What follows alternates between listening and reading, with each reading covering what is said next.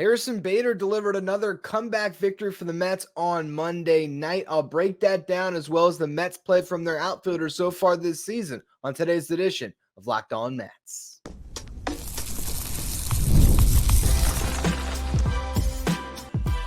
You are Locked On Mets, your daily New York Mets podcast. Part of the Locked On Podcast Network, your team every day. Hello to all you amazing Mets fans. You're watching Locked On Mets, part of the Locked On Podcast Network, your team every day. I'm your host, Ryan Finkelstein. If you want to find any of my work, follow me on X at Finkelstein Ryan. You can also find some of my writing at justbaseball.com, where I work as the managing editor. Today's episode is brought to you by Monopoly Go. I admit it, I have a competitive side, and it is a big fan of Monopoly Go, the mobile hit twist on classic Monopoly. So join your friends and download Monopoly Go, now free on the App Store or Google Play. Well, you just can't get this Mets team down. They are on a roll. They've won 8 out of their last 11 games after beating the Pirates on Monday night, and they have finally moved back to 500. And really, I think what we have seen over this stretch for the Mets is good team baseball, the fundamentals. They've had some luck go on their side, which is always nice. It's not something that you can count on, but when the good times are rolling, that luck typically can end up going your way on a couple of things. And we've seen a team that has shown a lot of grit, a team that has been locked in on every pitch. And Carlos Mendoza has been pushing the right buttons. So it's been a lot of fun. In this game, all the scoring happened late. We had a Adrian Houser, Martin Perez pitching duel through 5. It was Hauser's best start in a Mets uniform so far. But he did run into some jams throughout those first 5 innings, worked his way out of it. But he ends up in the 6th inning trying to get you to a quality start. And he just couldn't get there. He walks the leadoff man, which is always the biggest sin a pitcher can commit when it comes to trying to get through that last inning, right? The pitcher gives you the ball to go out there for that 6th. The last thing you want is to walk the first batter. He then, though, to his credit, got a ground ball that could have been 2. So as much as I do have an opinion that's growing, which is that Adrian Houser will best serve the Mets as a long man or a swing man in that bullpen, a guy that can make spot starts when the Mets need a 6th starter, but instead, be able to go to a Christian Scott in another spot in the rotation. When Kodai Senga comes up, have him, of course, join the rotation. Tyler McGill eventually. I am souring on Houser overall from what I have seen because it seemed like the stuff just isn't quite good enough. And then he has to get a little too fine around the strike zone, and then he can walk guys. And so today we saw him walk 5. And again, that leadoff walk really hurt him. But the reason why I'm not going to completely crucify him and say, hey, pull him from the rotation immediately is because if Pete Alonso makes a good throw in the 6th inning to turn a double play ball, Houser maybe gets through 6 and it's a different ball game, but he doesn't. And that allows a runner to be sitting on second. Houser gives a base hit that scores 1. And at that point, Mendoza has no choice other than to go to the bullpen and pull Adrian Houser at, I think, 95 pitches, go to Drew Smith. And unfortunately, Drew Smith didn't have it either. So Drew Smith comes in. He walks the first batter that he faces. Then he gives up a hit, which scores a run, then a sacrifice fly. All of a sudden, the Mets are in a 3-0 hole. And luckily, he got out of it from there, but it didn't look good. And then just like that, because this Mets team has that fight, they battled back into the game. Martin Perez was infuriating to me, I'm sure for a lot of you guys at home, because he doesn't have the best stuff. He's not throwing cheddar out there. It's a left-handed pitcher that mixes his looks and just pitches to contact and gets the ball, hit the right places. And you're just wondering, man, why can't the Mets break through? And they finally did in that 6th inning. But going into it, he was sitting at 65 pitches through 5. So Perez was in a position to maybe get through 7. And the Mets just jump all over him. Starling Marte gets it going with a 2-strike hit. Francisco Lindor follows it up with a hit of his own. Pete Alonso popped out, but then Brett Beatty singled. So we had the bases loaded, 1 out. Francisco Alvarez up. And Perez, if you look at where those pitches were, wanted no part of Francisco Alvarez. So he walks him to get to Jeff McNeil. And again, this is where I sort of brought up the luck factor. Jeff McNeil flies out on a shallow fly ball that should not have scored a run. But Connor Joe, for whatever reason, was rushing to get it out of his glove and just made one of the worst plays you'll ever see. Just spiked it into the ground like Rob Gronkowski throwing out the first pitch at Fenway and allowed Lindor to come around to score. All of a sudden, the Mets are a run away, and that's where the Pirates went to their bullpen. And the funny thing about that move, and we'll talk about this a little bit more in the next segment, but Tyrone Taylor was due up, and so they went to get a righty to face Taylor. Probably not the best move. I understand your starter was on the ropes, but Taylor has not been great against left-handed pitching this year. It's actually been an inverse, okay? He has some reverse splits going on. And so instead, they go to the bullpen, bring in a fresh righty, which I think is really what the move was, to get a fresh arm in there, to face DJ Stewart. And DJ Stewart's hot right now, and he was looking for something hard on the first pitch, a fastball to hit. He got a sinker that didn't get down enough and, got a lot of the plate, and he jumped all over it with a double, and that tied up the ball game. So Stewart continues to impress. The Mets start fresh, and they turn into a bullpen game, and these are the games that they can win. We talked about this before the season, right? The Mets have a good bullpen, or at least we thought they would have a good bullpen, and now it has proven to be the case, where you get them in a close ball game late, and the Mets can win these, and they go to Raley, Ottavino, and Diaz again, second day in a row, and they got the job done. Raley and Ottavino, once again, perfect innings with 2 strikeouts apiece. And then bottom of the 8th, the Mets get Diaz a save opportunity against Aroldis Chapman. And, you see with 1 out, Jeff McNeil, he strikes out on a wild pitch, and that got the rally going, which, again, you could say it's luck, but it was one of those swings, and they didn't talk to McNeil after the game, so we'll never know. It almost felt like Jeff McNeil had no chance against Chapman. He knew that. He saw a pitch that looked to be, flying way out of the zone, and he sort of just kind of took a half swing. I'll strike out, drop the bat, start running. It seemed like a heady play to me. I don't know if that was the case or not. Maybe I'm giving Jeff a little too much credit, but it got things started. Then DJ Stewart comes up against a lefty. The Mets could have gone to Zach Short in that spot, but Mendoza trusts Stewart to get on base, and he did that. Drew a tough walk. That set up Harrison Bader, and then Mendoza being very aggressive, maybe with his past Yankees knowledge, having watched Chapman up close for years, knows you can run on him. He signals for a double steal. Jeff McNeil gets an unbelievable jump, as does Stewart behind him. Now Bader's got 2 guys in scoring position, and also a guy that saw Chapman up close with the Yankees. He gets a pitch to hit, puts a barrel on it, rips it down the left field line for an RBI double, the first extra base hit of the year for Bader. That brings in the 2 winning runs, essentially. But the Mets don't stop there. Bader, showing his athleticism, steals third base on Chapman. Again, industry knowledge a little bit there. And then he goes on contact with Brandon Nimmo up on a ground ball to second, scores at a bang-bang play at the plate, and the Mets had a 3-run lead. So just an awesome rally there, and the Mets just doing all the little things to put themselves in a position to win. They go to Diaz to close the door, make sure they get that first win of this series, and he does that. So here the Mets are in a great position to win their 4th series in a row, and they get a shot at it on Tuesday night. I'll talk about what lies ahead in that game in the final segment, because I think this game did exhaust a lot from the Mets bullpen, and going up against a really promising rookie that does kind of stack the cards against the Mets on Tuesday night. So we will close the show there.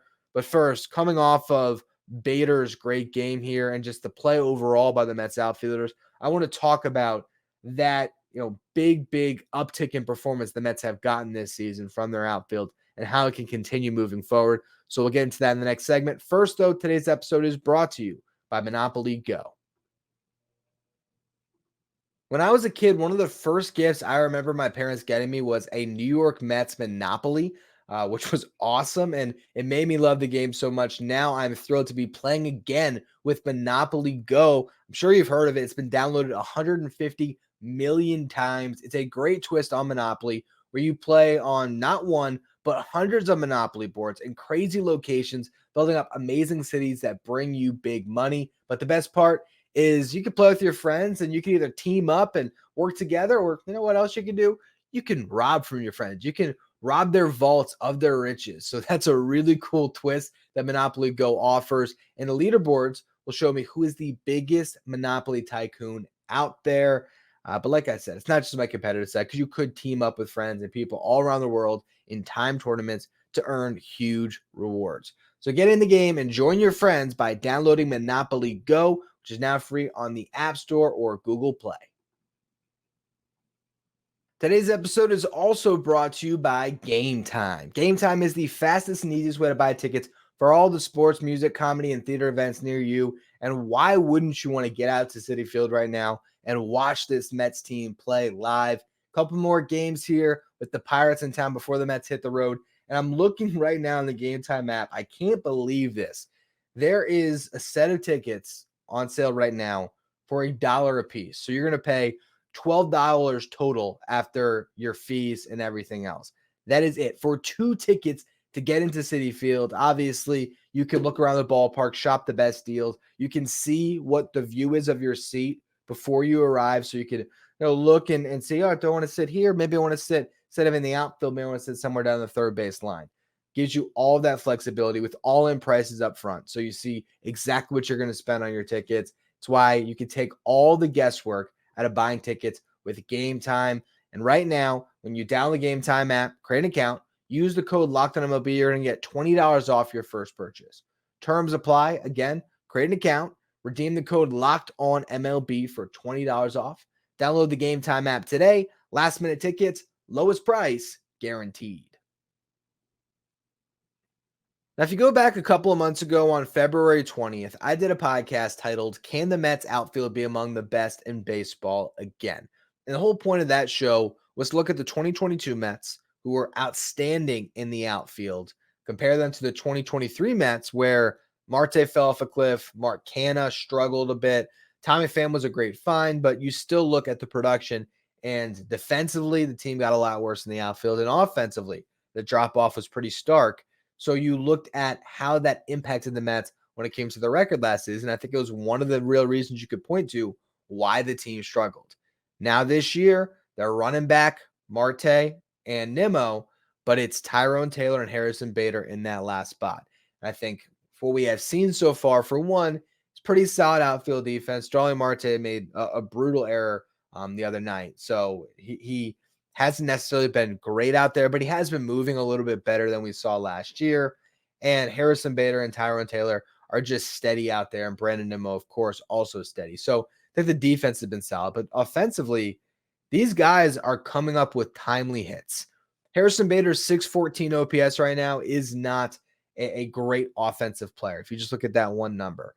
And part of why that OPS is so low is because he doesn't do much walking outside of hitting for an average, even though he's hitting, 304 this year. That on base percentage isn't much higher, so that contributes to most of that OPS, and the slug just isn't there. So when you're not hitting for much extra bases, your slugging percentage is going to be low. Only one double all year. That was tonight, and so that's why you see the 614 OPS. But as I also mentioned, he's hitting 304. And what we're seeing when you have a lineup that needs to do it collectively, a pass the baton mentality, you need these guys to be contributing. And all those hits, when you stack them up, they really mean a lot. So for Bader, we're seeing a much better approach lately. He's 14 for 46 on the year, but he's on a 5-game hitting streak. He's hit safely in 8 of his last 9 games played. And prior to tonight, he had 4 consecutive multi-hit games. This was a 1-for-3 performance, but a huge, huge double. He's really showing up and getting a lot better. Now, they got bats against righties, still don't look great. He looks much better against left-handed pitching, and he hasn't quite tapped into the power yet where you hoped before the season, all right, maybe Harrison Bader can chip in 12 home runs and give you a little something. We haven't seen any of that yet. He hasn't cleared 10 home runs in a season since 2021. But that was also the last season that he was healthy for 100 games, played 103. Last year, he only played, I think it was 82 games, had 7 home runs. So I think you're still waiting on that part of it. Can he hit some home runs for you? But if he's going to give you good defense, if he's going to hit for a high average, he'll take it. And I also think he's a guy that has looked a little bit rusty early in the season. And that's starting to to get better and better as he goes on. Again, not a ton of baseball played last year, and he played hurt through a lot of that season. So having to trust his body again is maybe part of it. We haven't seen Harrison Bader make any outstanding plays in the outfield. To my knowledge, from what I've seen, there hasn't really been any opportunities to, but that's, of course, a part of his game that you want to see at some point. But again, getting him to the point right now where at least he's getting hits each game he's out there, that's huge when he's a defensive first player. So I've loved what I've seen from him lately, and even just today, to steal third base and then come home and score on that ground ball in the infield. He showed a level of athleticism that the Mets were just lacking last year because Marte didn't have his legs under him. He just was not healthy. Mark Canha, solid baseball player, but not one that's going to be really wowing you with the athleticism. And Brandon Nimmo, of course, is athletic, but you didn't have a guy that could burn quite like Bader can at times. So I like that element he adds to the equation too. Tyrone Taylor has been a huge surprise. He's hitting 297. He's 11 for 37 on the year. He's drawn 3 walks, so his on-base percentage is at 341. That's really solid. His OPS right now actually leads all Mets outfielders because he has some doubles and he hit a home run against Louis Guillorme. But Taylor has been really good. I don't know if he'll sustain this level of offense, but he's been solid, and he's a guy right now that has the reverse splits, like I mentioned earlier. He's hitting 389 against right-handed pitching, 211 against left-handed pitching. So why the Pirates decided to go to the pen to bring DJ Stewart up? Probably a mistake. I don't understand why they went that route. I guess they maybe thought Perez was gassed, but I think we're going to get to a point this season when JD Martinez comes back where Tyrone Taylor is going to be playing a lot in center field against righties, and Bader is going to play against lefties, and it will be sort of a pseudo platoon out there. I think that's probably the best way to do it. Then again, you got DJ Stewart, who could absolutely get some more run in the outfield the way he's hitting, or get any run in the outfield the way he's been hitting. He's got a 932 OPS. He has the best OPS on the Mets because he's drawn so many walks. He's got an on-base percentage over 400. So right now, I think when JD Martinez comes back, if things are status quo from what we've been watching lately and the team is healthy, I think you got to let go of either Joey Wendell or Zach Short because you want DJ Stewart's left-handed power bat off the bench and even in the outfield mix a little bit. So, they have so many options right now. That's not even mentioning Drew Gilbert, potentially finding his way up this year, or Alex Ramirez or Jet Williams, any of those guys. And that is a possibility, but they have enough right now. And that's without even seeing Brandon Nimmo really get going. He had a really good game and he has been turning the corner a bit, but he still hasn't been quite the consistent Brandon Nimmo that we've seen in the past. So I expect more out of him. He's not going to hit in the low 200s this year. The last 2 seasons, Nimmo has batted exactly 274 each year. So he's got 60 points to climb in his batting average. That means we're going to get some better Nimmo ahead here too. But I'm closing here when it comes to the Mets outfield with, I think, the biggest point through all of this, which is that Starling Marte is Starling Marte again. And that really is the straw that stirs the drink in the Mets outfield, so to speak, because when Starling Marte is healthy and playing like this, it's why the Mets can have such a dangerous lineup, such a long lineup. Sliding him back into that 2-hole, knocking Lindor and Alonso down a peg, that really helps lengthen things for this Mets team. And it makes me curious how you do ultimately line it up when Martinez ends up in the fold here, because you might be stacking a lot of righties, and Martinez could be batting 5th now instead of cleanup, because I think Marte, if he keeps hitting like this, he's going to hold on to that spot in the 2-hole and not let go of it. When Starling Marte is out there hitting 288 on the season, that's right where you want him to be. And he's just been destroying left-handed pitching. He's 8 for 16 against lefties this year. So seeing that has been such a huge development for the Mets. I think, going into the season, we talked a lot about seeing a breakout from Brett Baty and seeing a bounce back from Starling Marte and Jeff McNeil to a certain extent as well, but Marte in particular, because of how much he fell off last year. It's early. It's still April 16th, but those questions have been answered early on here by Baty and Marte, and it makes the Mets a much, much better team. With all that said, I do not love their chances on Tuesday night. I want to tell you why in the next segment. First, though, today's episode is brought to you by LinkedIn Sales Navigator. Are you struggling to close deals? B2B selling is tougher than ever, and that's why I want to tell you about LinkedIn Sales Navigator. LinkedIn Sales Navigator is a sales intelligence platform that helps professionals effectively prospect and engage high-value customers, driving higher revenue and increasing sales performance. Sales Navigator helps you target the right buyers, surface key signals such as job changes or which accounts you should prioritize, and shows you hidden allies so you can find those buyers that are most likely to convert. Fueled by LinkedIn's 1 billion member platform, Sales Navigator gives you the most up-to-date first-party data, enabling you to unlock conversations with the people that matter. Right now, you can try LinkedIn Sales Navigator and get a free 60-day trial at linkedin.com/lockedon. That is linkedin.com/lockedon for a 60-day free trial. Let LinkedIn Sales Navigator help you sell like a superstar today. Just go to linkedin.com/lockedon and get started. On yesterday's show, when I was previewing this series between the Mets and the Pirates, we did not know who the starting pitchers would be for Tuesday and Wednesday, as the Pirates had them listed as TBD. Now, my guess was that it would be Jared Jones and Bailey Falter, and it ultimately ends up being that. But the reason why I wasn't sure is because Jared Jones, who is a top prospect who got a chance to open up the season in the Pirates rotation, he has gotten 5 days rest between each of his starts this year. So I wondered, would the Pirates go bullpen game or something else? They are going with the young gun here. So we're going to see a really exciting pitcher, which will be fun to watch and also frustrating to watch because it's going to be a really tough matchup for this Mets lineup. Jones was a second-round pick in 2020. He's 22 years old. He was the number 3 prospect in the Pirate system, according to both Baseball America and us over at Just Baseball.